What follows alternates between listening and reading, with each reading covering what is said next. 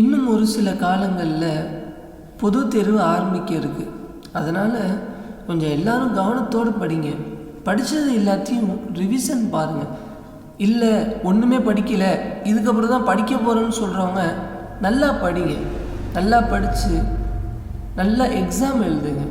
உங்களுடைய பெற்றோர்களை சிந்திச்சு பாருங்கள். எந்த அளவுக்கு கஷ்டப்பட்டு ஃபாரினில் போய் சம்பாரித்து கூலி வேலை பார்த்து உங்களுக்கு படிக்க வச்சு எல்லாத்தையும் அவங்க செய்கிறாங்க. தனக்குன்னு எதையுமே செஞ்சுக்கிறது இல்லை உங்களுக்கு பார்க்குறனால. அப்படிப்பட்ட பெற்றோர்களுக்கு நீங்கள் சந்தோஷத்தை கொடுங்க. நல்ல மார்க் எடுங்க. இந்த மார்க் உங்களுடைய வாழ்க்கையை கண்டிப்பாக தீர்மானிக்கும்.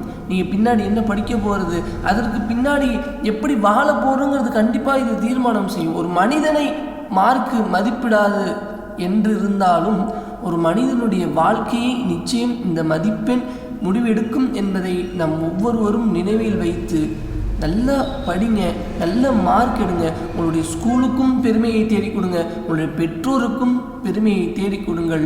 கவனமாக படியுங்கள்.